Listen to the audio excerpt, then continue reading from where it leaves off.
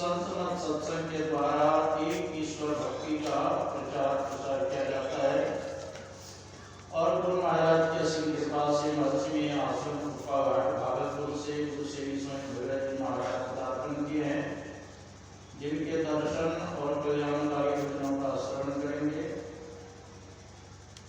अभी हम लोग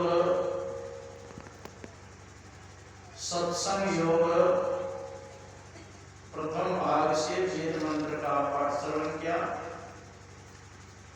द्वितीय भाग से संत केवलसार की वाणी पढ़ के सुनाया गया और चतुर्भाग से सद्गुरु महर्षि ब्रह्मानंद महाराज की वाणी का पाठ पढ़ के सुनाया गया। अभी का विषय सत्संग है। वेद में आया है कि सत्संग तब से जिन्होंने अपने आप को नहीं तपाया उसको ब्रह्म की प्राप्ति नहीं हो सकती।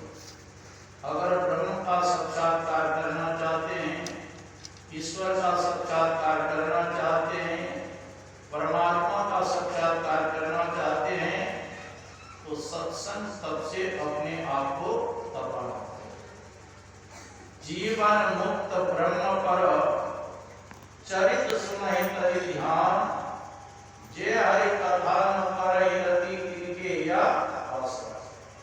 जीवन मुक्त महापुरुष भी समाधि को छोड़कर के सत्संग से प्रेम का, जिनको सत्संग से प्रेम नहीं है उनका हृदय कैसा है? पत्थर। तो अपने हृदय को पत्थर नहीं बनाना चाहिए। गुरु श्री स्वयं भगत जी महाराज देखते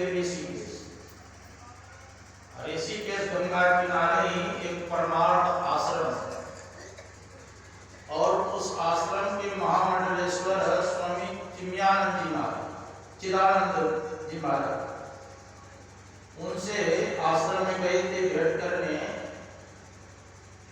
तो महाराज जी से यही दोहा पूछे थे कि रामचरितमानस में जो है कि जीवन मुक्त ब्रह्म पर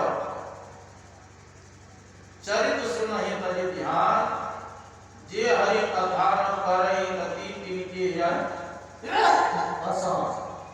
तो महाराज जी ब्रह्म पर क्या? तो वो कहते महाराज जी ब्रह्म के ऊपर ब्रह्म। तो कहा ब्रह्म एक है कि दो है? ब्रह्म तो ईश्वर एक ही है ना। तो चुप हो गए। गुरु महाराज के एक शिष्य राम शरण राम का, ये सुल्तानगंज के थे, मरवाड़ी थे, कुजोबा के साथ ही गए थे। कहा महाराज जी तो चुप हो गए, आप इसका अर्थ बताइए जो गुरु महाराज जी किए हैं। तो कुजोबा ने कृपा की है कि एक ब्रह्म का अर्थ होता है शब्द ब्रह्म और दूसरा होता है पर ब्रह्म। जो शब्द ब्रह्म की उपासना करते हैं, ऐसे महापुरुष भी समाधि को छोड़कर के सत्संग से प्रेम करते, और जो शब्द ब्रह्म की उपासना करते वही पर ब्रह्म परमात्मा को प्राप्त कर सकते। शब्द ब्रह्म मतलब जो नादानुसंधान क्रिया करते, जो आदि नाद को पकड़ लेते हैं, सार शब्द को पकड़ लेते हैं, वही पर ब्रह्म परमात्मा को प्राप्त कर सकते। तो ऐसे महापुरुष भी समाधि को छोड़कर के सत्संग से प्रेम। ब्रह्मा जी के 4 मानस पुत्र, सनत, सनंदन, सनातन, सनत्कुमार।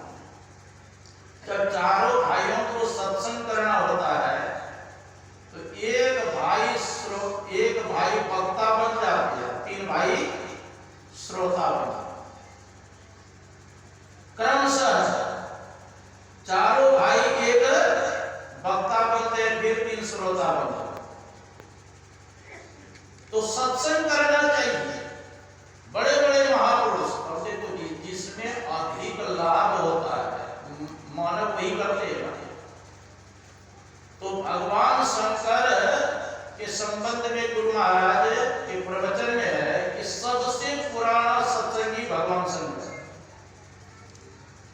जो पुराना सत्संगी होंगे वही सत्संग के महत्व को बता सकते हैं। और जो